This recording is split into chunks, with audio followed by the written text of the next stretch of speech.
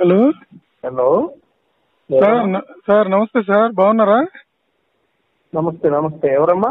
బాగా ఉన్నాను సార్. నేను సార్ కిషోర్ని మాట్లాడుతున్నాను. కిషోర్ కిషోర్ ఎవరిది నెంబరు? నా నెంబరే సార్, సెకండ్ నెంబర్ నాది ఇది. అవునా?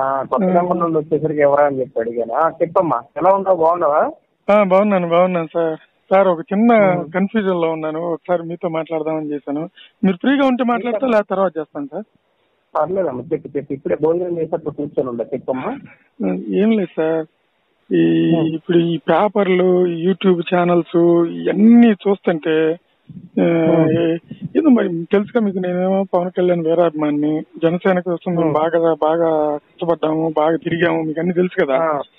కానీ ఏంది సార్ మరి ఒక్కొక్క నా కొడుకు ఒకడు 2 సీట్లు అంటాడు, ఒకడు 3 సీట్లు అంటాడు, రకరకాలుగా చెప్తున్నారు సార్. నాకు అసలు ఏం అర్థం కావట్లేదు.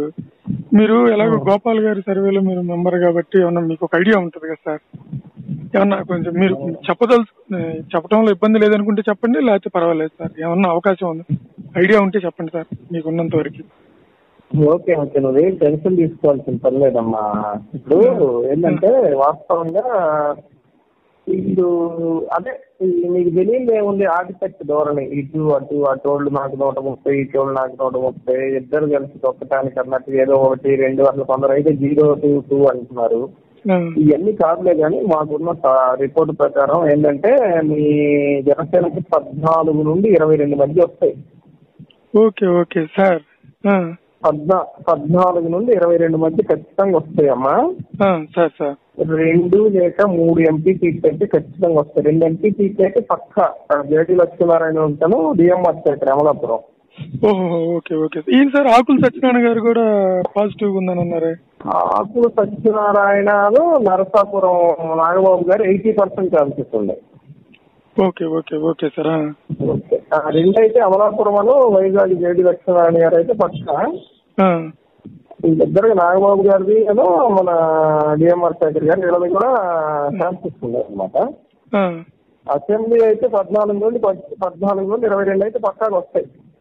ఏం సార్ మరి అసలు ఏ రిపోర్ట్ అన్నా చూడండి సార్, ఎప్పుడు ఇచ్చినా సరే 2-3 అసలు మీకు గాజువాకలో పోతాడు, భీమవరంలో గెలుస్తాడేమో, ఏం సార్ ఇష్టం వచ్చినట్టు పెడుతున్నారు సార్ అసలు. మరి అదే అదే అదే చాలా చేస్తారులే కానీ వాస్తవ పరిస్థితులు ఏమి అందరికి తెలుసు, రాసే వాళ్ళకి కూడా వాస్తవ పరిస్థితులు తెలుసు. కానీ ఇక ఏంటంటే ఇక నేను అవన్నీ చెప్పకూడదు, చెబితే బాగోదు. వాళ్ళు వేరే మూడో ప్రత్యామ్నాయం అనేది ఎంత గొప్పగా ఉంటది అని చెప్పడానికి ఇష్టపడుతున్నారు, అంతేనా? ఇష్టపడట్లేదు. ఓటింగ్ పర్సంటేజ్ కూడా బాగానే వస్తుంది. లేదు సార్, ఇప్పుడు పవన్ కళ్యాణ్ గారు మేము సీఎం అవుతాడు అది ఇదని మేము అనుకోవట్లేదు సార్. కానీ కనీసం ఒక 20 సీట్లన్నీ వస్తే, వాడెవడో ఒక యూట్యూబ్ లో ఒక అతను ఒక పేదోడు తిట్టాడు సార్ ఒకరిని, 20 సీట్లు కనుక వస్తే బాగా దెంగు వదిలిపెడతాడు అది ఇదని తిట్టాడు. అట్లా నిజంగా ఆయన ఒక 20 సీట్లు కనుక చేస్తే వస్తే బ్రహ్మాండంగా ఉంటుంది సార్ అసలు. 14 నుండి 22 మధ్య ఏమైనా రావచ్చమ్మా. 14 అయితే తక్కువ మీకు. సార్ నాకు ఒక డౌట్ సార్, ఏమనుకోవద్దు. ఇప్పుడు గోపాల్ గారు మన తెలంగాణ అప్పుడు సర్వే చేసినప్పుడు చాలా కాన్ఫిడెన్స్ గా చెప్పారు. బట్ సర్వే రిజల్ట్ వచ్చిన దాకా చూస్తే పూర్తిగా రివర్స్ అయింది. రివర్స్ అయితే అప్పుడు గోపాల్ గారు ఏమన్నారంటే, నేను ప్రజల నాడి పట్టుకున్నాను కానీ ఈవీఎం నాడి పట్టుకోలేదు అని అన్నారు అప్పట్లో. ఇప్పుడు మరి ఇప్పుడు దీనికి సంబంధించి మీరు చేసిన సర్వే కానీ ఏదైనా సరే, ఇప్పుడు ఈవీఎంలన్నీ సక్రంగా జరిగితేనే కదా ఏదన్నా, ఇప్పుడు అంత గొడవ జరుగుతుంది కదా, ఈవీఎంలు అనేది గందరగోళం జరుగుతుంది కదా సార్. అది వేరే రిపోర్ట్ అమ్మా, దాని గురించి వదిలేసి నీకు కావాల్సింది ఏంటి? జనసేన గెలవాలి, ఎన్ని సీట్లలో గెలుస్తుంది, అంతే కదా? అంతే సార్, అంతే. ఖచ్చితంగా నువ్వు అట్లా ఈవీఎంల గురించి అవన్నీ వదిలేసేయాలి, సెకండరీ సబ్జెక్ట్ అవన్నీ పక్కన పడేసి మీ వాళ్ళు ఖచ్చితంగా 14 నుండి 22 మధ్య ఎన్ని సీట్లైనా గెలవచ్చు. 14 పైకి ఒక్క సీట్ కూడా తగ్గదు. Super super sir, super. Vizag, east, west, Krishna, Guntur వరకే అవి కూడా వచ్చే సీట్లు. మా ప్రకాశం జిల్లాలో ఏమన్నా అవకాశం ఉందా సార్? ఏమన్నా ఒక్క సీట్ అన్నా? ఒక్క సీటు కూడా గెలవదు ప్రకాశం జిల్లాలో. అవునా? గుంటూరు సార్, గుంటూరు గుంటూరు వెస్ట్ తోట చంద్రశేఖర్ నాదెండ్ల మనోహర్ వీళ్ళిద్దరు గెలుస్తారు. ఆయన పత్తిపాటు ఆయన ఉన్నాడు కదా సార్, ఆయన రావేల కిషోర్ గారు కూడా 70% ఛాన్స్ ఉంది. Okay okay sir.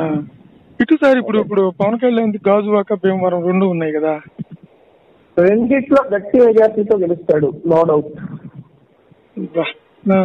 కాకపోతే మీ వాళ్ళు ఏం చేశారంటే ఒక పద్ధతి, ఏదో డబ్బులు పంచకూడదు, మేము నిజాయితీగా వెళ్ళాము ఆహా ఓహో అని చెప్పి వెళ్ళారు. కానీ కాస్త కనుక డబ్బులు పంచడాన్ని కొద్దిగా ఎంకరేజ్ చేసినట్టు గట్టిగా వచ్చాయి సీట్లు 30 దాటిపోయాయి.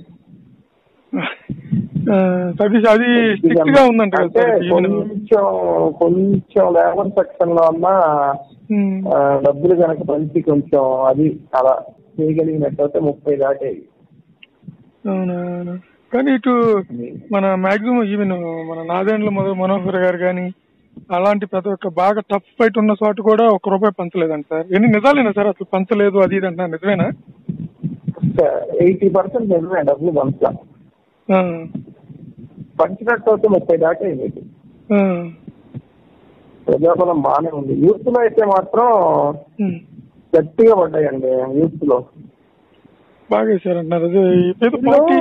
అదే నువ్వు సర్వేలు అయ్యి అని అంటున్నావు కదా, ఎగ్జాంపుల్ ఎలా ఉంటుందంటే అమ్మా, ఇప్పుడు ఈ సర్వేలన్నీ ఎలా చూస్తున్నారంటే ఎగ్జాంపుల్ ఇక్కడ అవంతి శ్రీనివాసు సబ్బం హరి భీమిలి తీసుకున్నాం.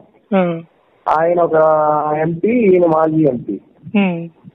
వీళ్ళిద్దరు ఉంటున్న చోట ఈ టీవీ ఛానల్ అన్ని ఏం చేస్తున్నాయంటే వీళ్ళిద్దరు గురించే చెప్పి అక్కడ పంచగారుల సందీప్ అని చెప్పేసి జనసేన క్యాండిడేట్ ఉంటూ పెట్టారు. అతని గురించి అసలు లిస్ట్ లోనే తీసుకోరు. కానీ వాస్తవ పరిస్థితులు ఏంటంటే అతను టఫ్ ఫైట్ ఇచ్చాడు, వీళ్ళకి చాలా టఫ్ ఫైట్ ఇచ్చాడు. ఉత్సబోసుకునే అంత టఫ్ ఫైట్ ఇచ్చాడు అతను. ఈ టీవీ వాళ్ళు, ఈ మీడియా వీళ్ళందరూ ఏం చేస్తారంటే అవంతి శ్రీనివాస్ పెద్ద తోపు, సబ్బోహరి పెద్ద తోపు అని తీసుకుంటారని గ్రౌండ్ లెవెల్లో జనసేనకి ఎంత బలం ఉంది, అసలు క్యాస్ట్ ఈక్వేషన్స్ ఏంటి, అక్కడ మత్స్యకారులు, కాపులు, నాగవంశీకులని ఉంటారు అక్కడ. వీళ్ళు ఎవరి తరపు ఉన్నారు ఏంటి ఇవన్నీ లెక్కలో తీసుకోకుండా పెద్ద తోపులు ఇద్దరు ఉన్నారు, వాళ్ళిద్దరి మధ్య ఫైట్ ఇవన్నీ చూస్తారు. అంత లేదు ఆడ. సందీప్ అనేవాడు విపరీతమైన ఫైట్ ఇచ్చాడు, ఒక రకంగా ఉత్సబోట్ ఇచ్చాడు ఇద్దరిని. ఇలా మీడియా గ్రౌండ్ లెవెల్లో కొన్ని చెప్పకుండా ఏదేదో చేస్తుందలే అమ్మా. సరేలే, ఓకే. మీదైతే 14 నుండి 22 వస్తాయమ్మా అసెంబ్లీ.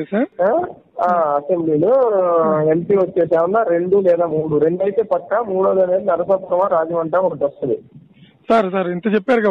ఒక్క విషయంలో మీరు ఇందాక సింపుల్ గా చెప్పారు, కానీ ఒక్క విషయం క్లారిటీ చెప్పండి సార్, చాలు ఇంకా పెట్టేస్తాను.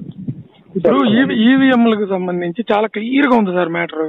మీరు గమనించండి, కరెక్ట్ గా తెలుగుదేశం జనసేన బలంగా ఉన్న చోట్ల ఈవీఎంలు ఎక్కువ ప్రాబ్లం వచ్చింది. మిగతా చోట్ల వచ్చింది కానీ ఎమ్మన్నా క్లియర్ అయిపోయింది, ఎమ్మన్నా రెక్టిఫై చేసేసుకున్నారు.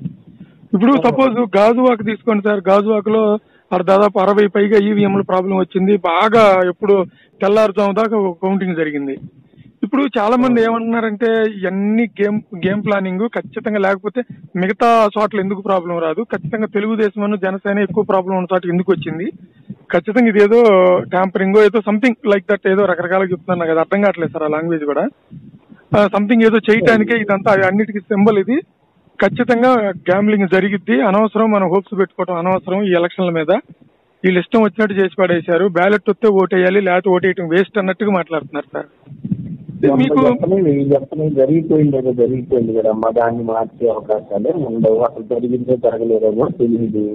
అంటే మీకున్న ఇప్పుడు మీకున్న ఏదో ఉంటది కదా సార్ ఇన్ఫర్మేషన్ లేదమ్మా, దాని మీద ఏం లేదు, జరిగిపోయింది. వచ్చిన రిజల్ట్ టైంలో ఇదైతే. ఓకే. Thank you sir.